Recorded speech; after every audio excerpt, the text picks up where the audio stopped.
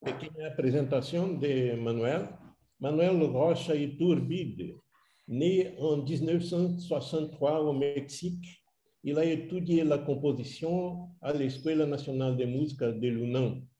À Paris, il termine un doctorat en informatique musicale à l'Université de Paris 8 en 1999. Il a travaillé comme chercheur à l'IRCAN, puis comme professeur à l'Université de Paris 8. Il a reçu des prix et mentions honorifiques de différents concours internationaux. Il est également artiste visuel et son œuvre a été exposée dans d'importantes galeries et musées. Il vit actuellement au Mexique où il est professeur au département d'art de l'Universidade Autônoma Metropolitana, UAM. Manuel Rocha Iturbide, nascido em 1963 na cidade do México, estudou composição na Escola Nacional de Música da UNAM. Em Paris, concluiu o doutorado em computação musical na Universidade de Paris 8, em 1999. Trabalhou como pesquisador no IRCAN e, posteriormente, como professor na Universidade de Paris 8. Recebeu prêmios e menções honrosas em diversos concursos internacionais. Ele também é um artista plástico e seu trabalho foi exposto em importantes galerias e museus. Atualmente mora na cidade do México, onde é professor no Departamento de Arte da Universidade Autônoma Metropolitana, UAM. Então, ouçamos Maestro Manuel Rocha Iturbide. Muchas gracias,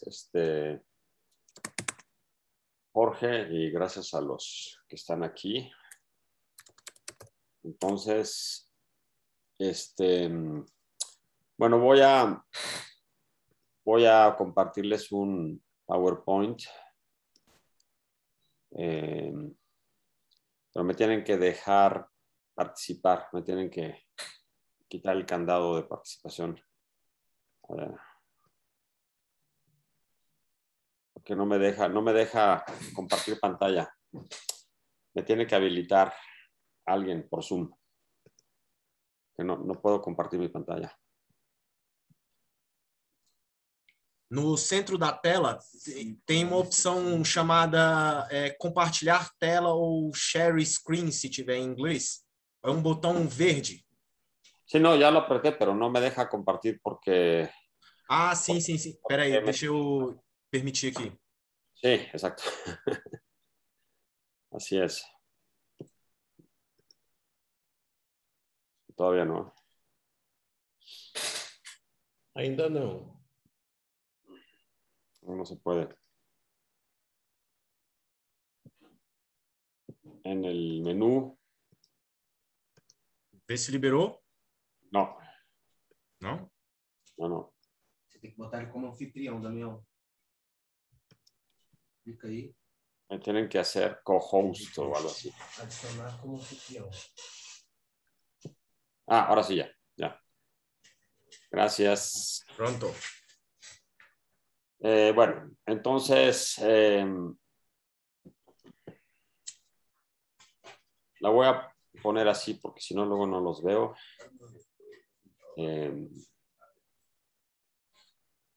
Bueno, entonces esta presentación, la historia un poco de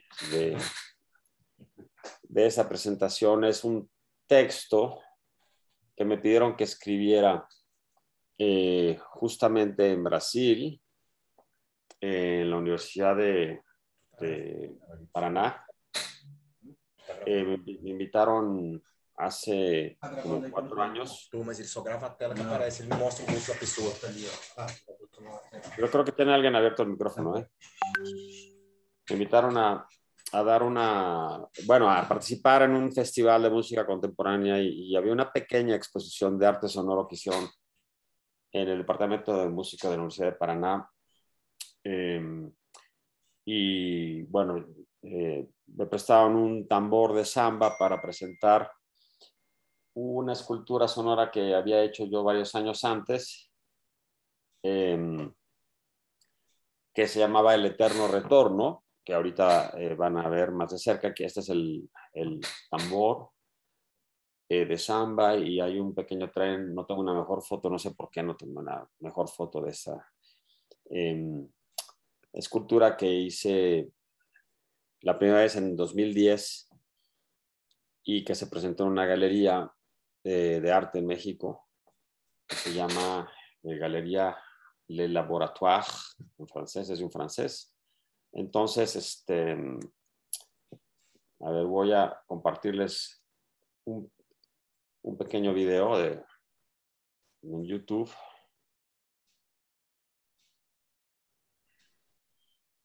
¿De qué trata esta escultura? Bueno, la idea era amplificar con un micrófono de contacto la membrana de este tom-tom de piso y que el ruido del tren sobre el tambor creara un sonido que puede ser parecido al verdadero sonido de un tren, pero este es un pequeño tren de juguete. Estaba jugando yo con esa metáfora poética y lo que no calculé es que a la hora que el tren pasa encima del micrófono de contacto que está por debajo de la membrana, se producen frecuencias más fuertes que van creando una especie de feedback, de retroalimentación. Primero me molestó, pero luego me pareció muy interesante. Claro, siempre va a ser complicado controlar el feedback si no hay alguien cerca para que de pronto vuelva a bajarle un poquito el volumen y luego empezar a crearse otra vez el feedback. Pero creo que esta idea de regresar a un mismo punto que tiene que ver con la teoría del eterno retorno utilizada por Nietzsche, que ahora voy a hablar un poco más de eso, pues no es simplemente regresar al mismo punto, sino que en este caso, sino que es como una espiral en donde es el mismo punto pero en otro nivel y con el feedback aquí pasa un poco lo mismo, ¿no? Entonces, aquí está, voy a poner un pedazo del video.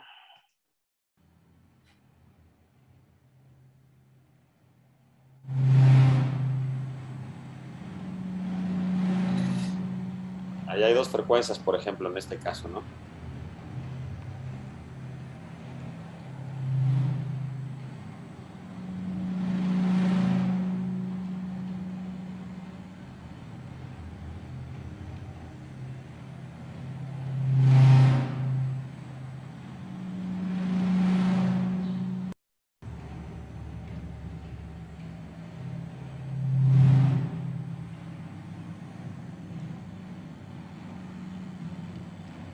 Bueno, entonces el caso es que,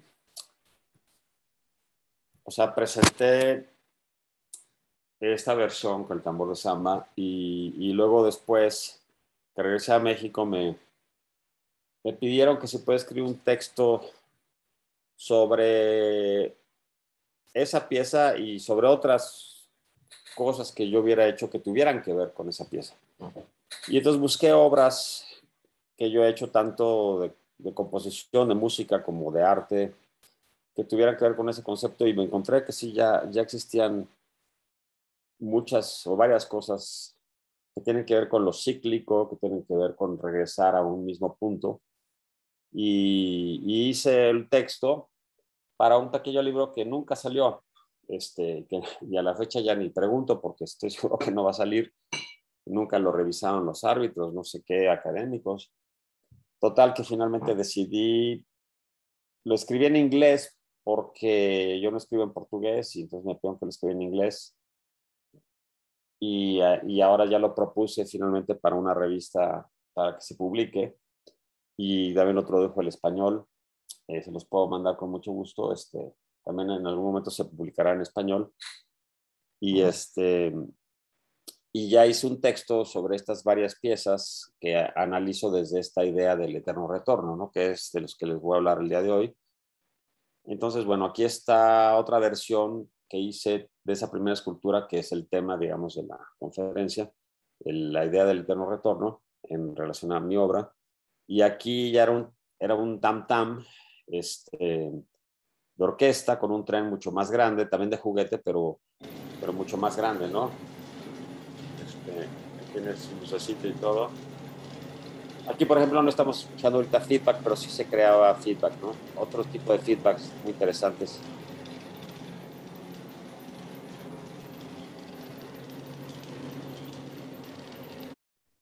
Entonces, bueno, ¿cómo se origina la idea del eterno retorno? Pues en Egipto, de Pitágoras, y bueno, luego ya la filosofía con Nietzsche y Schopenhauer, ¿no?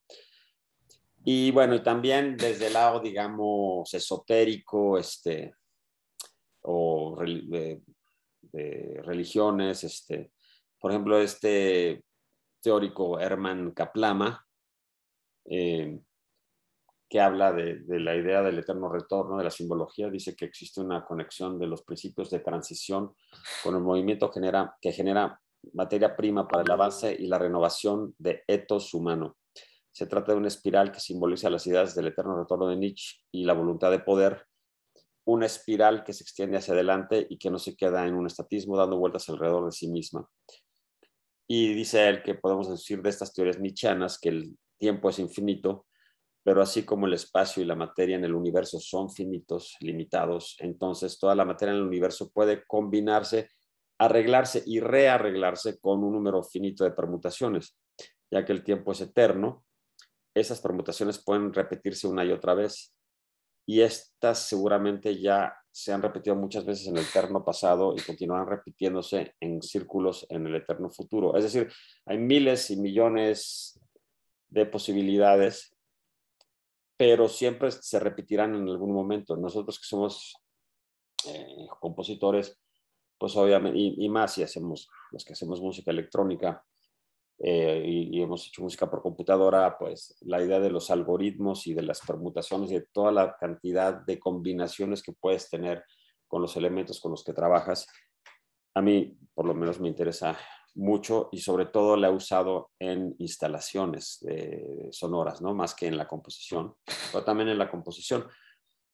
Ya desde muy joven yo me había intrigado varias cosas, me habían gustado varias cosas, como esta novela que me recomendaron de La extraña vida de Igor Osokin de Uspensky, en donde el personaje principal, un mago, le da la oportunidad de volver a vivir su vida para corregir sus errores, pero le dice que no lo va a lograr, y entonces vuelve a vivir su vida, pero siempre vuelve a tomar las mismas decisiones cuando se encuentra entre cruces, en momentos de puedo ir hacia acá o hacia acá, toma las mismas decisiones, es como inevitable volver a tener el mismo destino. Y luego el libro de la Biblioteca de Babel de Borges, que tiene justamente que ver con todas las permutaciones estas existentes. O sea, una biblioteca en donde están todos los libros escritos más todos los libros que se van a escribir, porque están todas las permutaciones de los 25 signos de las letras, el espacio, coma y punto, ¿no? Entonces ese libro, ese cuento también me impresionó. Estaba en la preparatoria, entonces en la universidad. Y bueno, aquí ya son las obras de las que voy a hablar, que pienso que tienen que ver con estas ideas. Esta es de 2004, es una obra Purusha Prakriti, que hice una cosa, como evidentemente es más complicado poner ejemplos de la música, porque pues, las obras son muy largas, los puedo invitar a escucharlas. Están en todas las redes, es decir, en Spotify, etcétera, pero también incluso en YouTube, pero también en mi página, que es artesonoro.net, y ahí en Manuel Rocha están todas mis obras como artista y como compositor, y ahí pueden escuchar cualquiera de estas obras. En este caso es un encargo en Bourges. En 2004 fue la primera vez que tuve un encargo en Bourges, y era una obra que en el momento, bueno, había ido a la India en 99 y estuve grabando pues muchísimos paisajes sonoros y cosas, y quería hacer algo con todo eso que había hecho en la India. Y ahí en Bourges, cuando estaba empezando a hacer la obra que iba a ser sobre todos estos sonidos que había grabado en la India, me encontré un librito de Mircea Eliade, sobre la filosofía del yoga, ¿no? Muy interesante. Y a partir de ahí es de donde saco este título de Purusha Prakriti, que es esta idea de la materia y del espíritu, y una filosofía dualista muy antigua en la India, que ve el universo como una evolución de diferentes dualidades, luz, oscuridad, masculino, femenino, etc. Y la obra tenía que ver con un viaje imaginario desde el Tíbet desde el Ganges, que comienza en el Tíbet, y luego toda una especie de viaje por la naturaleza y luego ya por los pueblos, las ciudades, hasta llegar a Varanasi, que está también en el Ganges, donde la gente va a morir tratando de escapar de la rueda del samsara, del renacimiento eterno, que es nuevamente el eterno retorno, pensando que si queman sus cuerpos y los tiran al río van a dejar de renacer, ¿no? Pero obviamente saben en el fondo que es imposible, que van a renacer siempre. La única manera de no volver a nacer sería pues, llegar a un nivel espiritual muy alto como Buda, y entonces ya uno no regresa uno a volver a nacer, ¿no? Entonces esa obra es un poco, con todos estos sueños de la India, es esta obra programática que se llama Purusha Prakriti. Aquí hay una gráfica del esquema de cómo hice la obra, pensando en todos los sonidos que ir metiendo, claro, muchos de ellos transformados evidentemente, y termina la obra con un paisaje sonoro muy largo, muy lindo, que grabé en la noche en el Ganges, cuando la gente va, algunos se lavan los dientes, se bañan y empiezan a sonar las campanas como a las 7 de la noche, y yo estaba en una lanchita que nos llevó en el río, y desde lejos escuchábamos cuando empezaron a sonar las campanas de todos los templos, y es el final de la obra, es este paisaje sonoro tal cual grabado, que dura como 3 minutos, que se integra, y déjenme ver si pongo que sea un pedacitito de la pieza. Ahí es, digamos, como a los 2 minutos, en donde empiezan a haber sonidos de campanas que va encontrando en los templos al lado del río Ganges, ¿no?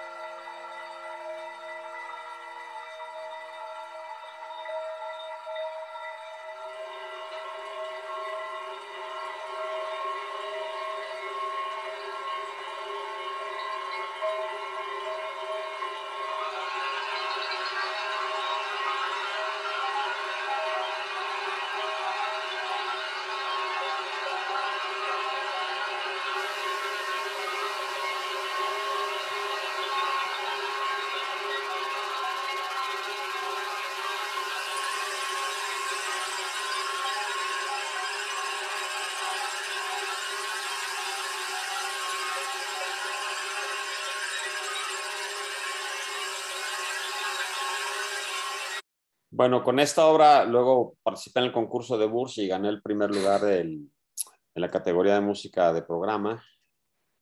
Ahí está la obra entera, la pueden escuchar en mi página o en las redes.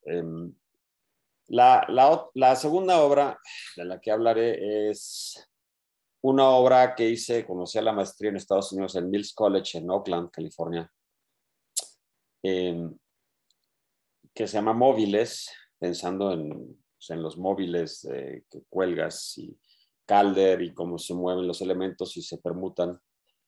Y estaba en esa época estudiando la teoría de pitch classettes, y pues inventé una obra con una especie de serie de 11 sonidos, pero más que nada aquí es más los pitch classettes, pensando en en 2 pianos, cada piano tiene 2, que no son acordes, son 2 notas en cada mano, ¿no? 2 notas en la mano izquierda y 2 notas en la mano derecha, y siempre son séptimas mayores y sextas menores en distintas combinaciones.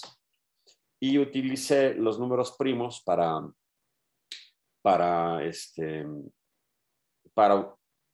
crear estos ciclos que van a empezar, digamos, los 2 pianos tocando con las 2 manos, o sea, sus 4 notas, y no van a volver a coincidir el 1, 3, el 5 y el 7 hasta que se cumple un ciclo que, si digamos que el tempo es a negra igual a un segundo, digamos el 1 sería la negra, pues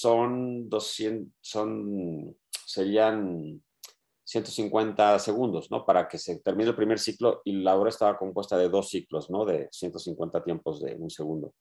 Más o menos, no sé si era más o menos a negra igual a 60.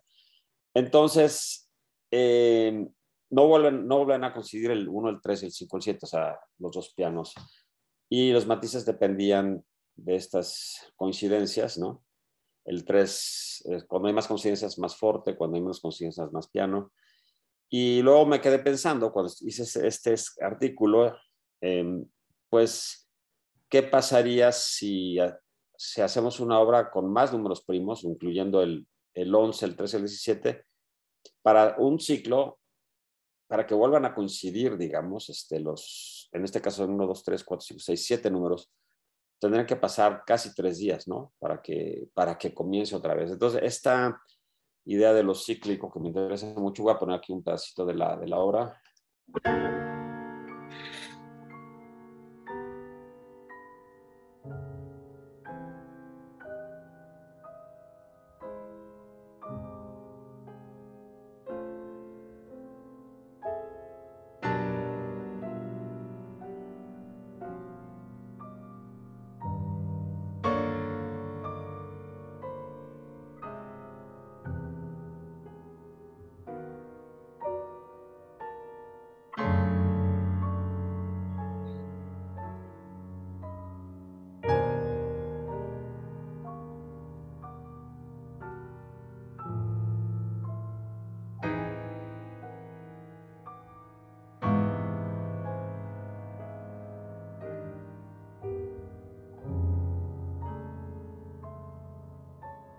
Bueno, pero me equivoqué. Para nada es negra igual a 60. O sea, el 1 es mucho más rápido, ¿no? Sí, mucho más rápido, ¿no? Mucho más rápido. Lo que crean estas suspensiones es cuando se quedan estas notas largas resonando, ¿no? Que sería el 7, un poco el 5 y el 7. Pero bueno, entonces ahí en el texto hablo más detalladamente de la obra, ¿no? Hago un análisis de ella.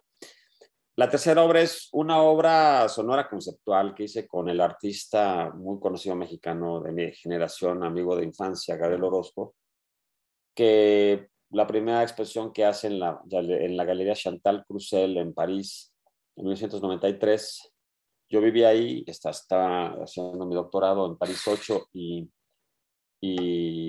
también estudiando en el IRCAM, el cursus de un año, que yo soy de la segunda generación que hizo ese cursus cuando empezaba apenas.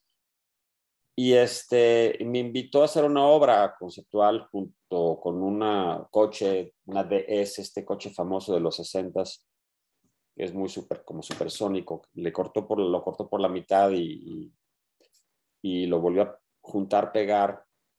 Y en el sótano quería que hiciéramos una pieza de sonido que no tenía que tener a fuerzas que ver con ese coche. Hablamos de muchas ideas y conceptos. Y finalmente él decidió que esta idea era de él, que fuera sobre el rechinido de una llanta, ¿no? De un automóvil, por muchas razones. Por la llanta que es circular y que también es cíclica, como da vueltas, como gira. Por la suspensión. A la hora de escuchar el rechinido, nunca sabemos si va a haber un choque, no sabemos qué va a pasar, si se va a morir el que chocó o no, o nada más se derrapó el coche y no pasó nada. Entonces, todas estas ideas que eran muy interesantes, y luego obras que él hizo en la época como esta pelota de plastilina de su propio peso que arrastraba por Nueva York, que se llama Piedra que cede y que se va impregnando de todo lo que hay en la calle, o él andando en bicicleta y tomando esta fotografía de cómo se puso a dar vueltas en este charco y nuevamente lo circular, lo cíclico, regresar al mismo punto. Y yo entonces decidí utilizar un rechinido estirado. En la época era más complicado hacer esto, con un Facebook vocoder y luego filtrado. Y entonces son rechinidos de distintas duraciones que son muy largos y cada vez menos largos, pero las líneas punteadas son silencios imaginarios. Entonces hay un set de distinto número de silencios que de rechinidos. Son 5 rechinidos y el quinto siempre cambia, es el 5.1, 5.2 y 5.3. Pero cuando termina finalmente el rechinido 5, vemos que todavía que vuelve el rechinido 1, pero abajo todavía un silencio más corto. Entonces, los sets de silencios que se achican y luego crecen, o sea, se achican y luego empiezan a crecer de nuevo, y los rechinidos siempre es del 1 al 7. Entonces, toda esa combinatoria hace que en 30 minutos van a volver a coincidir el primer silencio con el primer rechinido y va a empezar la obra igualita. Claro que son tantas permutaciones de cómo se van combinando estos 5 rechinidos más, y luego hay momentos de más silencio, que es como difícil recordar cómo fueron esas permutaciones. Parece como accidental, como un accidente, y en realidad es como un mecanismo newtoniano perfectamente exacto, perfecto, como una máquina de reloj. Pero sin embargo, todas las posibilidades que se van dando son muy interesantes. ¿Por qué no tengo audio de esta obra? Lo que es interesante de esta obra es que tiene muchos silencios, ¿no? Aquí está un extracto. Lo pongo y sigo hablando. Y es muy simple finalmente la obra, pero dan ganas de dejarla puesta, ¿no? En loop todo el día y estar escuchándola como una especie de la música del viento, de las olas del mar, cuando uno vive en el mar y está a lo lejos de las olas del mar y hay una como repetición. Entonces, ahí después va a haber un silencio y luego el segundo rechino, etcétera, y no se van a mezclar, pero más tarde voy a tener que adelantarle porque pues todo el proceso es muy lento.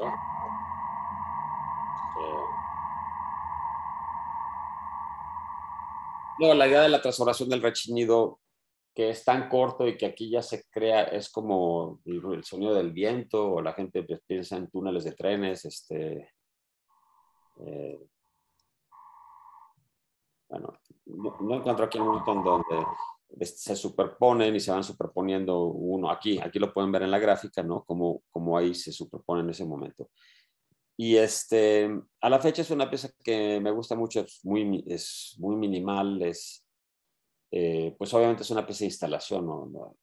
Es raro, pero se hizo un disco, la galería hizo un disco, esa es la portada del disco, y creo que es interesante, o sea, un arquitecto me dijo en la época que lo iba a poner ahí mientras diseñaba arquitectura y que le daban ganas de escucharlo todo el día, ¿no? La cuarta obra es una instalación o escultura, instalación a partir de un drum set, o sea, un set de batería, es decir, el tom-tom, la tarola, el bombo, los dos tom-toms aquí con el bombo y el contraplatillo y el platillo. De entrada, separar los tambores es ya como darles una individualidad, y luego era experimentando con estas pequeñas conos de bocina, tweeters, con ondas senoidales para ver qué tipo de vibraciones simpáticas a las membranas, qué podía suceder. Y fue muy interesante, con Max MSP le mandaba 2 ondas sinodales a cada tambor, y iba encontrando timbres, también utilizando los batimentos. O sea, cada tambor tiene 7 sonidos que están guardados en el set en un set de Max MSP, y digamos que dentro de esos 7 timbres, por lo menos 2 o 3 van a ser batimentos.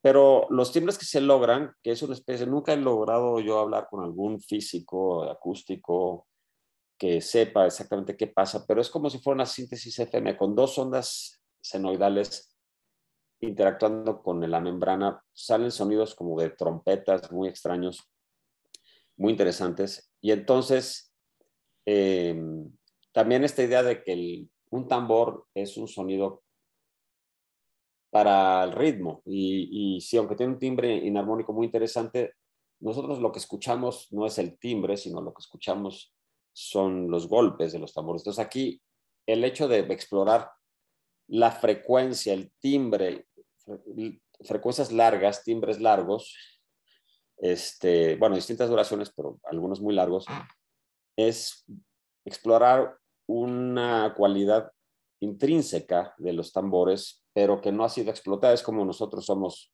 hombres o mujeres, pero siempre el hombre tiene una personalidad femenina importante dentro de la psicología junguiana, o las mujeres también tienen una parte masculina importante que hay que desarrollar, porque no es de que nada más somos hombres y no hay nada femenino en nosotros, o en una mujer no hay nada masculino, ¿no? Entonces, esta es un poco la idea de la pieza. Esta es una foto en otra presentación, en una exposición en Boston de varios artistas mexicanos que ahí compraron una batería muy bonita. Cada vez se afina de manera distinta, hacia al azar los afino los tambores, y tengo que volver a sacar los timbres de cada tambor, ¿no? Experimentando con esas afinaciones y con esa nueva batería. Una vez en China la presenté con una batería muy barata, pero sonaba increíble, que es la grabación que vamos a escuchar un poquito ahorita. Ahí está. En este caso sí dejé la computadora y a la vista, porque me gustaba la idea que fuera como un estudio de experimentación, ¿no? Entonces, bueno, creo que es la grabación no de aquí de Boston, sino de China. A ver, y explico rápido el funcionamiento, que eso en el texto está explicado a fondo. Empiezan todos los tambores sonando con sonidos largos, pero el set de azares de que puede ser entre 5 duraciones distintas. O sea, pueden hacer una duración, por ejemplo, de 15 segundos, o creo que también uso números primos, de 11 segundos, o de 7, o de así. Y entonces, a veces coinciden, a veces no, y luego también tienen sus silencios, una set de 5 silencios que pueden hacer hasta que se agoten esos 5 silencios con el objeto URN. Y entonces se van a estar desfasados, y a la quinta vez ya no hacen un sonido largo, sino reproducen todos sus 7 timbres de manera continua con sincopado, ¿no? Ta, ta, ta, pa, pa, pa, pa. Entonces, esa melodía tímbrica que se va a ver muy de vez en cuando en cada uno de los tambores es un elemento de contraste, al igual que cuando salen sonidos de batimentos, que son los menos. Y luego, eventualmente, habrá un silencio en donde todos se quedan callados por las combinatorias, porque finalmente pueden coincidir que todos van teniendo un silencio, y sí hay pequeños momentos de silencio raros que también crean un contraste interesante, ¿no? Entonces, es una composición algorítmica, digamos, infinita, que siempre los timbres van a estar desfasados y permutándose, y es como si fuera siempre nuevo lo que estamos escuchando, ¿no? A pesar de que es la misma obra abierta y la misma estructura. A ver, entonces voy a poner un pedacito.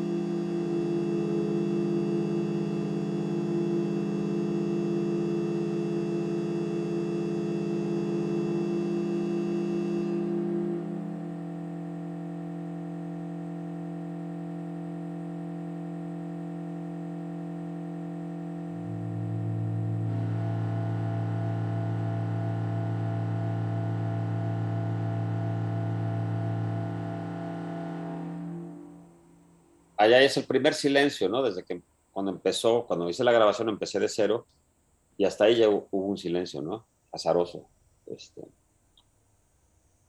Y luego ahorita vamos a escuchar que alguno de los tambores hace sus 7 timbres de manera continua.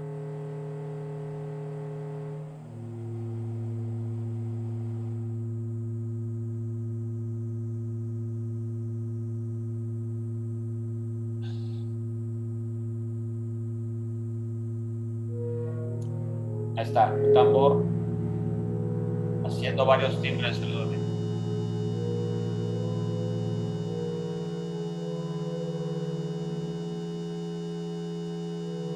Entonces, bueno, la he montado varias veces y debo decir que disfruto mucho estar ahí, pasar ratos largos escuchando todo lo que va sucediendo, ¿no? Con estas permutaciones y, bueno, obviamente caminar y escuchar de cerca cada uno de los tambores, etcétera. Esta sería la última hora de la que les voy a hablar, que es una hora más simbólica, ¿no?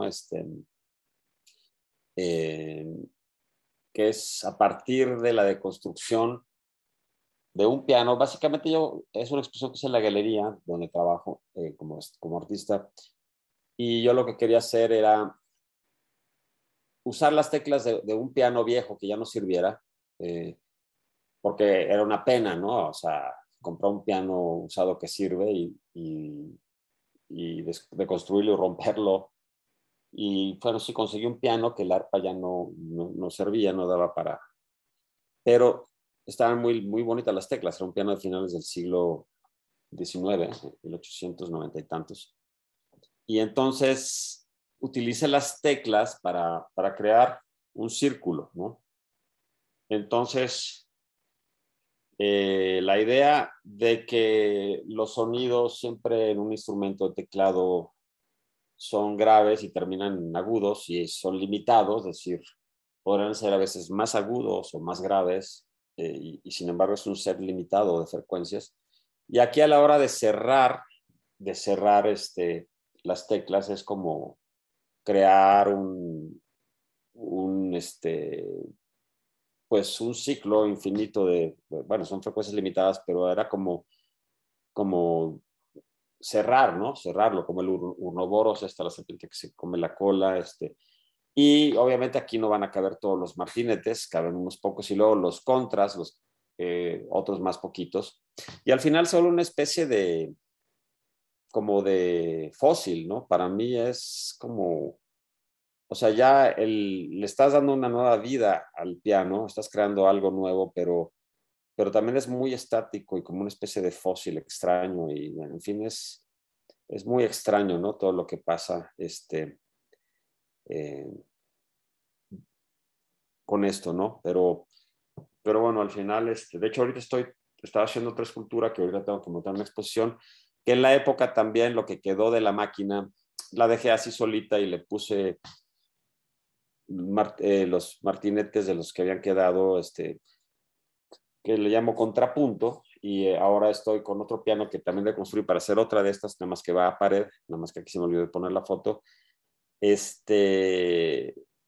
Con la máquina también estoy creando una escultura que tiene que ver con los ritmos, pero en este caso sí mucho más cercano a lo que es un piano, ¿no? Y bueno, pues eso sería todo, era platicarles de algunas de mis obras, y de este concepto pues que gracias a que me pidieron que escribiera pues este texto, me pude meter un poquito más en esta idea del eterno retorno y ver que ha repercutido en mi obra de maneras distintas, ¿no? Antes de haber hecho lo del trenecito ya existía toda esta fascinación por lo cíclico, ¿no? Y bueno, eso es todo. Entonces ya cualquier pregunta, comentario, encantado, y muchísimas gracias por estar aquí, y me disculpo de no haber podido asistir a las primeras conferencias, pero ahora sí, el próximo sábado, son los sábados, ¿verdad? El próximo sábado estaré como público presente para acompañarlos. Me disculpo de no haber estado antes, pero anduve medio liado y bueno, ya, pero ahí estaré el próximo sábado. Muy bien, Gabriel. Felicitaciones y gracias. Entonces, si alguien tiene alguna pregunta, un comentario.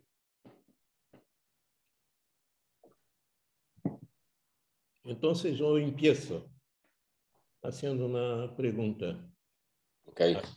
que anima a los colegas. Cuando el ciclo tiene pequeña duración, la previsibilidad es grande, ¿no? Es lo que acontece con el tambor, con el tren, ¿no? Sí. La previsibilidad es grande, mismo a nivel de percepción de público. Pero cuando el ciclo tiene muy larga duración, ¿no?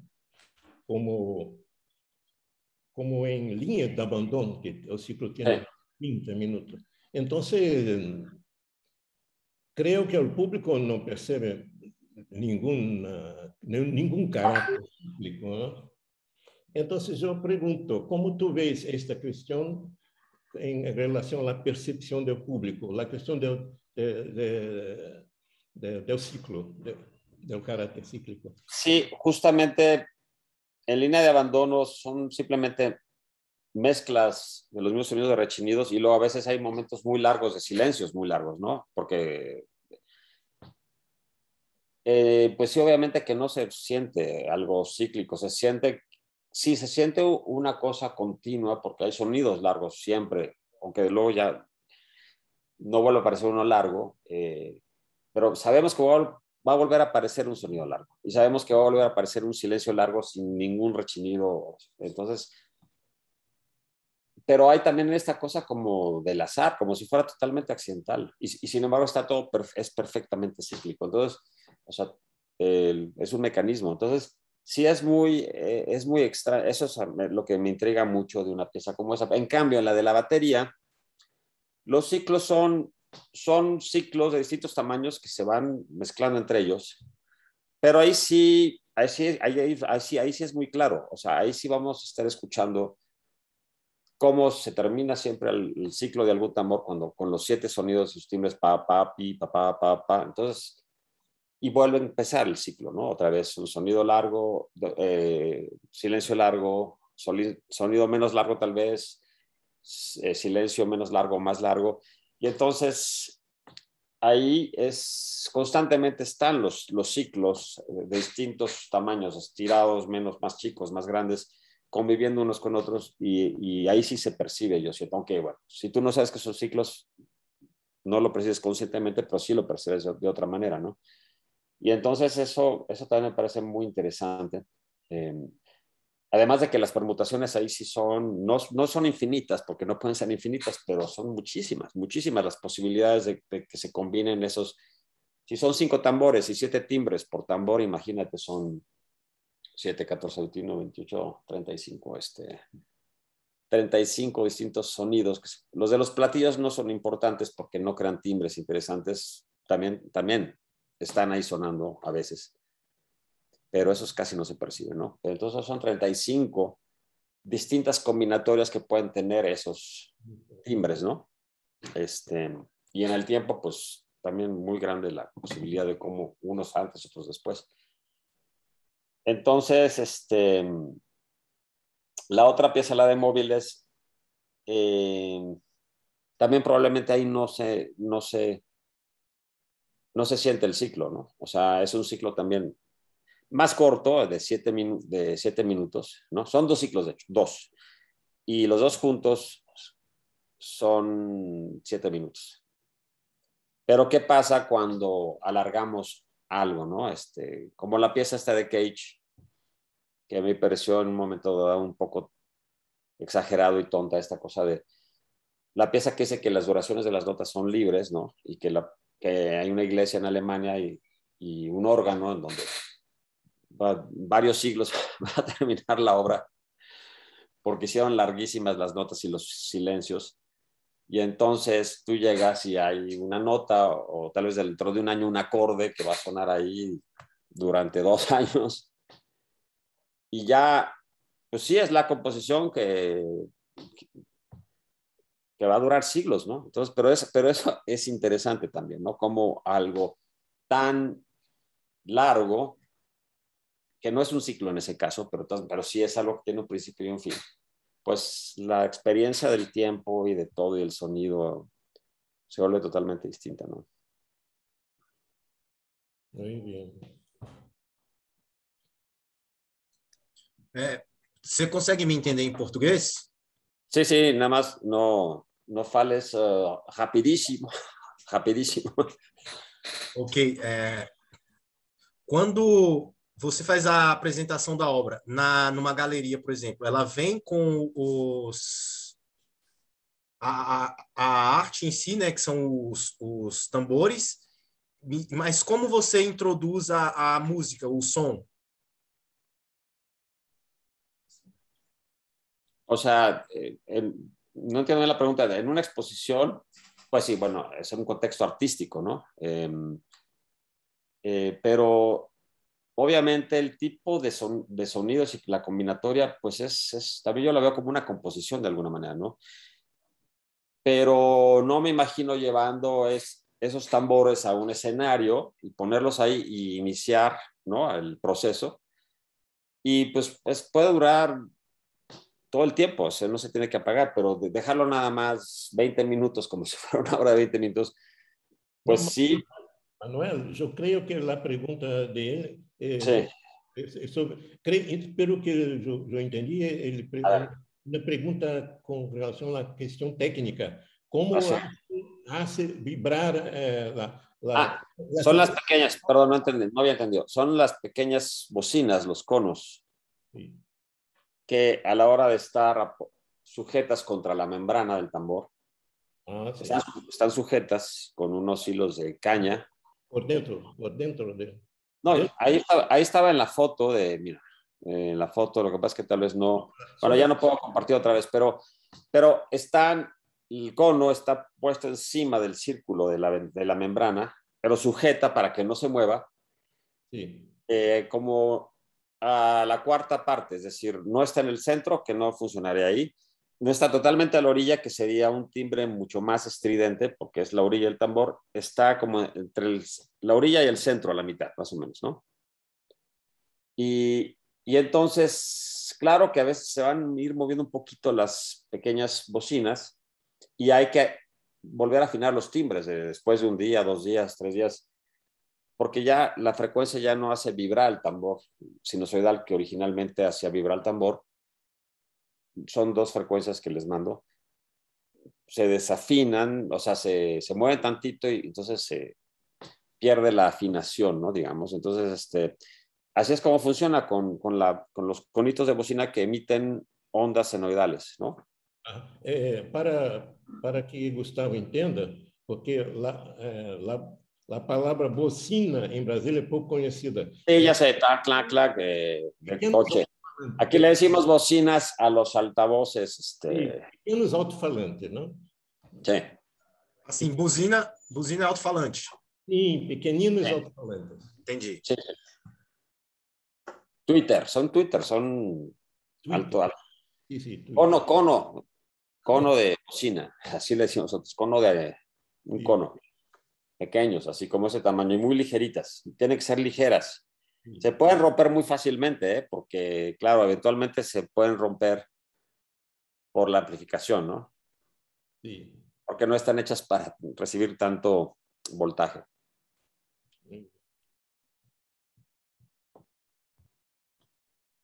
Entendido. Grato. Gracias. Tengo una pregunta. Dime. Sí.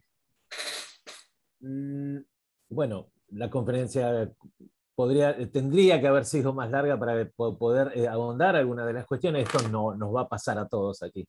Pero, ¿cómo es la incidencia de lo visual y lo sonoro? O sea, no sé para ti, Manuel, cómo funciona. ¿Cuál es el interés desde el punto de vista visual complementado con lo sonoro o viceversa? ¿Pueden ir las cosas en tu imaginario separadas? O sea, yo pienso en el trencito dando vuelta, por ejemplo, un parche. es necesario verlo para ti, para el mensaje que quieres dar. ¿No sería necesario? ¿Se puede escuchar solamente? No, Nada. en el caso del tren, pues sí lo tienes que ver porque pues, no entenderías, si oyes ese sonido no entenderías de qué es, y es demasiado simple. Lo interesante es la acústica del espacio, cómo va cambiando, porque se crea el feedback, que es, al final el feedback jugó a favor mío. El caso de la batería, lo visual es menos interesante, es más el statement de que están todos estos instrumentos separados, estaban juntos, ahora están separados y ahora están sonando de una manera totalmente distinta. O sea, están sonando, está su modo femenino en vez del masculino, por decirlo. O al revés, si alguien quiere verlo como este es el masculino y el otro es el femenino. Y la música me parece muy interesante y creo que una buena grabación tú la puedes después escuchar como un registro de esa instalación, aunque no veas nada. ¿Y por qué no? Es música. Para mí sí funciona. O sea, hay obras que pueden funcionar en los dos contextos, en el de la música y en el del arte. O sea, y hay otras que no nada más pueden funcionar tú estando presente en el espacio y quedarte el tiempo que quieras, porque son obras que es también el caso de la batería. O sea, pues yo, por más que tengo una grabación, pues nadie va a escuchar una grabación de 24 horas o de 10 horas. O sea, tendrás un ejemplo de 10 minutos o de 20 máximo. Si no, sería aburrido. Pero si tú estás ahí, te aburres menos porque te sientas, te paras, caminas. Es otra manera de escuchar. Una música que en las instalaciones sonoras muchas veces son músicas de las que hacemos, pero son músicas muy distintas, músicas que duran mucho tiempo y donde tú participas más, ¿no? En una sala de conciertos tú no te puedes mover, te quedas ahí sentado y no te puedes mover. Entonces, somos unos dictadores, incluso en la electroacústica es lo mismo. Si no te sientas cerca del que difunde, pues vas a oír pésimo la obra. Va a estar al lado de un altavoz que te va a estar pegando aquí en el oído, ¿no? Entonces, a mí, por ejemplo, lo que me interesaba mucho de Xenakis es que en las instalaciones que hizo, conciertos en vivo, claro, no era una instalación, ¿cómo se llama? Se me fue el nombre. Politops, Sí, Manuel, perdón. Politops. Sí, Perdón, y te saludo y me disculpo por llegar tarde, pero... No, está bien, los Politops. El que hizo en Irán, en Persépolis, eran varios espacios, donde tú caminabas un espacio, luego ibas al otro, luego ibas al otro, ibas al otro. O sea, toda tu movilidad y tu participación, pues es otra cosa, ¿no? O sea, no es como estar en un concierto que estás sentado a fuerzas en el mismo lugar, ¿no? Entonces, eso es muy interesante, todas las posibilidades que se abren al empezar a pensar que se puede hacer música en un contexto espacial en donde el público se mueve libremente, ¿no? O sea, es otra manera, ¿no? Y eso me parece muy interesante. Y puede seguir siendo música. O sea, hay otras cosas ya más conceptuales que música, no sé si se les puede llamar música, ¿no? Donde nada más hay un pequeño timbre saliendo de los conitos. Hay un artista, por ejemplo, Robin Minard, que pone unos conitos con los cables y parecen plantas en la pared. Y los sonidos son sonidos agudos muy minimalistas. Pues, bueno, tienes que ir ahí, verlo, escuchar, acercarte, pero es muy mínimo lo que pasa ahí, ¿no? Entonces, bueno, ahí eso no tiene, pues sí es música, no puede ser música, ¿no? Pero en realidad es otra cosa, también lo del tambor que da el sonido ese, pues es muy, muy minimal, ¿no? Pero bueno. Manuel, voy a hacer una reflexión, una observación para incentivar a otros colegas a hacer preguntas y voy, por ejemplo, provocar Belón a comentar algo también. Mira, me gusta mucho el trabajo, el método de trabajo con fenómenos cíclicos, ¿no? Y que yo creo es una actitud muy ligada a la naturaleza, al mundo, ao universo, Claro. e tudo é cíclico, não? A história é cíclica, não? A pandemia é cíclica, não? Ojalá la próxima sea dentro de 100 años, como la gripe española, pues pasaron 100, ¿no? Ojalá para las generaciones futuras. Mira, é o método método de trabalho com fenômenos cíclicos está incluso na origem da música eletroacústica, da música eletrônica. No ano que tu nasciste, 1962, eu hacía mixagens com sinfins cíclicos. A ver, sinfim com uma série de sonidos em um gravador tocando, e o outro de comprimento maior, e 2, 3, 4, 5 sinfins cíclicos que mesclados permitia construir materiales longos y muy complejos. Sí, sí, sí, es muy interesante siempre. Como no coinciden las duraciones, entonces están permutándose siempre los sonidos. Permita-me entrar na conversa? Claro, por favor. Vamos lá. Manuel, a diferença é que eu não sou músico, tá? Então, o que eu vou dizer é para provocar uma outra discussão, mas considerando que eu ouvi a sua fala, eu não sou músico, mas eu ouço muita música e gosto, né? E foi a mesma coisa com a sua fala. Então, você citou teóricos, pensadores, acho que importantes, do viés, por exemplo, como Nietzsche, e até esotéricos. O Mircea Eliade eu li uma época bastante, depois já não gostava tanto, mas eu quero fazer o seguinte comentário. Eu trabalho com a ideia assim, do Vico, o italiano, que trabalha linguagem, poesia também. Ele trabalha com ciclo, isso é metáfora, né? É metáfora, é geométrica, a realidade não é uma metáfora que a gente usa para abordar o real. O Vico tem a ideia do ciclo.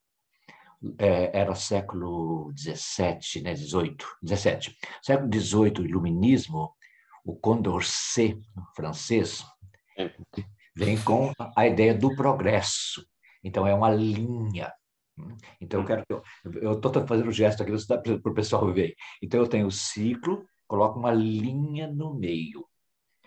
Isso vai me levar a um outro filósofo, estou te provocando para uma discussão, que é o Hegel. Porque se eu tenho o ciclo do Vico ou de outro, qualquer como você trouxe aqui, e a linha do progresso, que aponta para cima, para a elevação, isso é importante observar isso, né? Eu vou ter uma síntese que é a espiral que vai dar no Hegel. E aí eu quero trazer para nós, que é para o Marx, que vai elaborar isso de algum modo, e chegando a Trotsky, porque nós estamos discutindo no espaço da nova Fiare. Por isso que eu quero trazer isso aí. Eu espero que seja possível você comentar, mas se não for, também eu não fico ofendido, não há nenhum problema. Eu só estou colocando isso para você comentar o que eu falei e, se puder estabelecer alguma relação com aquilo que você falou. Obrigado. Sí, bueno, me parece interesante la idea de la línea, que es que en oposición al círculo. Y a mí lo que yo he trabajado mucho es la idea de linealidad, el escucha. Algo lineal es la línea, o sea, que de alguna manera intuimos qué va a pasar y podemos seguir. Y la no linealidad, cuando hay muchos sonidos, por ejemplo, que vienen de muchos lados distintos. Cage fue el primer compositor que inventó tal vez la no linealidad del escucha. Bueno, estaba en el paisaje sonoro probablemente, pero él con Williams Mix, que son sonidos muy cortos de 6 fuentes sonoras distintas, máximo 3 segundos, y con azar los va mezclando. No podemos atender a todos los sonidos. De pronto hay uno aquí, uno más largo, uno pequeño, y esta no linealidad ya no es una línea, ¿no? Ya es, no sé si es un círculo, pero eso es muy interesante, cómo están estas dos maneras de escuchar, ¿no? De una manera lineal o no lineal. o una mezcla entre ambas, ¿no? Entonces, pues voy a intentar leer algo, no sé si es Condorcet o si tienes ahí algún texto que hable sobre eso, me parece muy interesante para ahondar más en eso, ¿no? Me parece muy, muy bueno, muy interesante tu comentario. Gracias por compartir.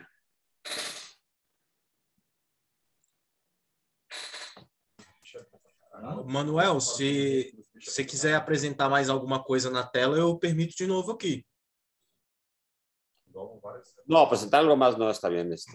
Muchas gracias. Me da gusto haber podido hablar más acerca de estas ideas, gracias al interés de ustedes, y me parece muy sabroso, decimos en México, sabroso, gostoso, muy gostoso, ¿no? De poder, somos poquitos, pero podemos justamente por lo mismo compartir, ¿no? Como Perdón, colegas.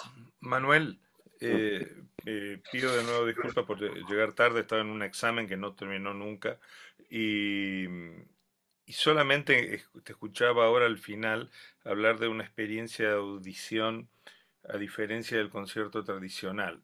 Pido de nuevo disculpas si me centro en esto porque es lo poco que No te te preocupes. escuché, pero me pareció eh, muy interesante, ya que hay coincidencia. Nosotros para la Universidad Nacional de Córdoba, con un grupo de 20 jóvenes compositores en ese momento, hoy todos activos en general en el campo del arte sonoro, la música electroacústica en particular. Y justamente el estudio fue eh, cuando un lugar donde también ha estado, bueno, algunos de ustedes presentes ahí en el CEPIA, que es el Centro de Investigación y Producción en Arte de la universidad, un nuevo espacio abierto que no tenía sillas en principio colocado y generamos distintas distribuciones espaciales de una serie de conciertos que hicimos donde le pedimos a la gente distintos tipos de actitudes para escuchar. Una sí fue la tradicional, estar sentado escuchando. Otras eran moviéndose en el espacio, en otras trabajamos con un grupo de gente de sociología que también se le planteó que hicieran actividades como dibujar, ¿no? Que tuvieran tableros para dibujar mientras escuchaban. Y esto implicó 5 o 6 tipos de modos distintos de estar presentes en la escucha, ¿no? Y fue notable, después había toda una serie, una encuesta que se le hacía a las personas, dividiendo a aquellos que eran músicos, digamos, y a aquellos que eran, podríamos considerarlo un público en general. También se preguntaba sobre la experiencia previa y la cercanía, pero fue como una tendencia muy clara, aunque acotada, insisto, porque fueron 6 conciertos, todo lo que se logró hacer, en que la gente que se desplazaba en el espacio, y no estábamos hablando de instalaciones sonoras, sino de obras que se escuchaban tradicionalmente en un concierto, tenían una mayor, pero notablemente mayor conciencia de la formalización, de los cambios textuales, de determinadas direcciones internas de tensiones y distensiones, pero fue notable que la persona que se sentía libre deambulando tenía una referencia mucho mayor de la experiencia musical y de cómo decodificarla. Cuando te oí decir eso de, bueno, somos dictadores, para mí es uno de los temas que realmente me interesa mucho, ya que en general seguimos tomando la forma del concierto tradicional y que toma esa forma tan religiosa, ¿no? Del personaje que está arriba de un altar diciendo una verdad, está en un escenario y los otros están, esa historia, sea teatro italiana o no, pero el estar confrontado, el estar a otro nivel, eh, y esto me parece que es uno de los puntos también muy importantes en cómo nos planteamos el modo de comunicarnos con la gente. Tomé esta reflexión, perdón, solamente para participar de lo que te escuché decir recién y que me pareció interesante. No, gracias por tu comentario y de hecho hice un ensayo hace ya varios años ya, que se llama La escucha como forma de arte, que está en la academia, lo pueden consultar. La escucha como forma de arte. Y, Lo anoto. y incluso el paisaje sonoro, pues aunque sí, de manera sin movernos, podemos escuchar cosas muy interesantes. Lo más interesante de todas estas caminatas de los alumnos de Schaeffer, de, eh, por ejemplo, y Barry Truax, que ha escrito cosas muy interesantes, que es muy amigo mío, es la idea de moverse escuchando, o sea, escuchar caminando, moviéndose, cambia totalmente la escucha, la manera de escuchar. O sea, el hecho de que nos movamos y vayamos en distintas direcciones y eso, te activa la escucha de una manera muy interesante, ¿no? Genera otra escucha, ¿no? Y eso yo creo que lo tendrás que incorporar más, ¿no? En las obras, así como ustedes de alguna manera lo hicieron, y pensar en obras que pueden ser escritas para que la gente camine. Está sonando la obra, pero la gente camina. Entonces, bueno, en fin, habría que pensar en cómo lograr hacer eso. No es tan simple, es complejo, pero todo el mundo de la instalación sonora es lo que a mí me ha permitido entender ese contexto distinto, ¿no? Que me parece muy interesante, o sea, distinto. Bueno, nosotros hemos realizado varias después formas de presentación considerando eso, porque inclusive después preguntamos a algunos neurocientíficos de por qué se daba eso. O sea, y la explicación más simple, para no entrar en las que ni nosotros llegábamos a entender, era claramente que ahí hay una actitud que activaba permanentemente el moverse, el estar cambiando de relación con las fuentes sonoras inclusive, generaba una reactivación permanente en la actitud de decodificación cerebral, ¿no? Y eso mantenía mucho más activo a alguien y nos daba, uno de ellos justamente nos decía, cuando en el teatro uno ve a alguien en una butaca y que está mirando para arriba y buscando, dice, a ver, habrá venido Pedrito porque perdió totalmente el hilo de lo que estaba pasando, algo que puede ser muy frecuente, pero que es menos frecuente cuando uno está activado, digamos, psicofísicamente en esa actitud de movimiento. Lo hemos desarrollado, bueno, bastante en las puestas de las obras, ¿no? Pero nada más, bueno, eso, como para aportar algo. Perfecto. ¿Puedo agregar una cosa al diálogo? ¿Escucha? ¿Se me está escuchando o sí? Sí, maestro, claro. Ah, yo comparto con ustedes lo que están diciendo. Ahora, lo que me preocupa, y tendría que buscar explicaciones, es la pérdida de la capacidad de la escucha de la música sin ningún otro soporte. De la música. Creo que hay una pérdida lenta, que lo estamos hablando con todos los colegas desde hace unos años, cada vez más. Creo que la visualidad, hay muchos alumnos que me dicen, si yo no veo algo no puedo escuchar, no puedo mantener la concentración. Ahí yo me pongo a pensar qué pasaba con Johannes Brahms cuando hacía sus sonatas de 80, 30 minutos. Si la gente no podía escuchar solamente, lógico que uno ve al intérprete, con la excepción de la música electroacústica, que a veces ni se ve al intérprete. Pero más allá de esto, digamos, para ampliar un poco esta interesante debate que se daba entre Gonzalo y Manuel con relación a todas estas experiencias o corporales o visuales, porque cuando uno se mueve de un espacio a otro escuchando música, está adoptando una cuestión física, una cuestión de lugar, de visualidad, de distinta acústica, o sea, le está agregando cosas a la música. Bienvenido, como lo que hace Manuel está pensado para eso. Ahora, lo que me preocupa a mí en los últimos tiempos, sobre todo tratando con los jóvenes estudiantes, es aquellos que me dicen que no pueden, o sea, no pueden escuchar en la actualidad un tema de Pink Floyd porque dura mucho para ellos, si no lo ven. si no lo ven tocando, si no ven un concierto? Pink Floyd estamos hablando, claro, es más de nuestra época que de ahora. Y mucha gente me ha dicho en las clases que no puede estar concentrada en la música solamente más de 3 minutos. Alguno me llegó a decir más de 1 o de 2. No es una sola persona, son muchos de las más nuevas generaciones. Pues sí, es que hay miles de distracciones, o sea, el celular, que te llega un mensaje, aunque estén oyendo música con headphones, pues te distraíste porque te mandó alguien un mensaje, le escribí.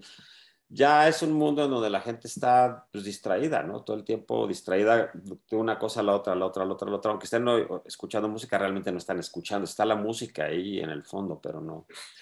O sea, pero es interesante. A mí yo no tengo esa experiencia con mis alumnos, pero ciertamente yo creo que la electroacústica, los que hacemos electroacústica nos ha permitido, claro, como no hay nada más que lo que está en los altavoces, pues uno, hasta para escuchar música contemporánea con amigos, cuando viene algún amigo a mi casa o voy a casa de alguien, ponemos una obra y estamos escuchando el disco, o sea, bueno, la grabación, ¿no? No vemos a los intérpretes y ya estamos acostumbrados a entender la música instrumental, o sea, de entender a partir de una pura audición, sin saber qué instrumentos exactamente están tocando. Sí, a veces sí sabemos, pero a veces... Pero pues es esta práctica, ¿no? Que llevamos años haciéndola y y pues sí, desgraciadamente no sabía, pero pues qué mal, ¿no? Que se esté perdiendo esa concentración. Sí, digo, me parece muy interesante el comentario que está haciendo Gabriel. Yo no lo tuve como tal, nunca es una devolución tan extrema de tan poco tiempo de concentración, pero sí es claro que hay formas de consumo cultural, sobre todo a través de las redes. Pensemos que muchas de las generaciones realmente jóvenes consumen básicamente a través de las redes con productos que realmente tienen una extensión muy corta. No lo había pensado, pero me parece que sí, que hay mucho de eso, pero en general yo he trabajado mucho a nivel en la facultad con alumnos que, si bien algunos optaban por expresiones multimediales, el eje central claramente era el del sonido y la ejercitación de escucha era importante. Sí, ve, ahí está la interrupción, lo que él decía del teléfono, pero son tal vez códigos que están cambiando claramente en nuestra sociedad, en el modo de consumir sobre todo esto. Me deja pensando un poco. Ahora, cuando yo hablaba de escuchar básicamente música, pero me parece muy interesante tu comentario y tu experiencia en lo que estás contando, Gabriel. No es solo el problema de la duración, Estoy hablando que mucha gente, si no ve algo, dice que no se puede concentrar en música. Bueno, esto es pero no, notable. No, me interesa muchísimo. Ahora, no, pero preguntale a tus alumnos, algún día simuladamente, hacer esa encuesta, vas a ver, te vas a llevar unas sorpresas increíbles. Increíbles. Pero bueno, no importa. Es más, es un gran tema. Sí. Bien. Gabriel, yo creo que esto no es una situación nueva, creo que ha sido siempre así. Yo me acuerdo de una historia que me ha contado un amigo, colega, compositor, que já não está vivo. Eu não sei se vocês conhecem de nome, Reginaldo Carvalho. Reginaldo Carvalho contado uma vez uma situação que ele viveu em uma cidade do interior de Piauí, no estado de Piauí, uma cidade, um município de gente muito humilde, pobres, e que tinha uma pequena sala de cinema E nesta sala, Reginaldo resolveu fazer um concerto de música eletrônica. E estava as duas cajas de sonido sobre a cena, a cortina cerrada e o público de jovens, viejos, pobres, gente muito pobre, humilde, sentada assistindo, ouvindo música eletrônica. E estavam todos passivos, ouvindo. E Reginaldo pensou que mirava o público a ver que reações tinham, que expressões faciais hacían, pero a passividade completa. Ele decidiu fazer uma coisa inusitada. Saiu da sala e ha ido por detrás do cenário e enquanto a música eletrônica sonava, ele começou a balançar a cortina. E neste momento que a cortina começou a balançar, o público bateu palmas, muito entusiasmado. É uma história muito, muito engraçada e verdadeira.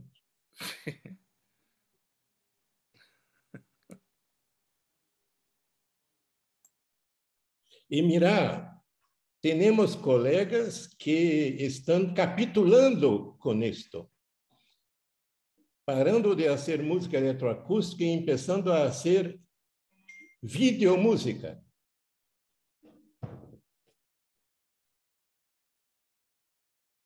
Es más, digo lo que dijo No, pero sí es el medio frío y el medio caliente de Marshall McLuhan. Y todo lo escucha. Y sí, pues sí, o sea, obviamente la televisión es más participativa, ¿no? Pero bueno, que irme porque tengo que abrir la puerta y tengo que irme corriendo a instalar mi escultura a la exposición esta. Pero me dio mucho gusto hablar con misma hora, ¿verdad? Entonces a las 2 sí. Nos vemos. Te toca a ti, ¿no? Gabriel. Sí. Perfecto. Entonces el sábado aquí estaré presente, ahora sí, para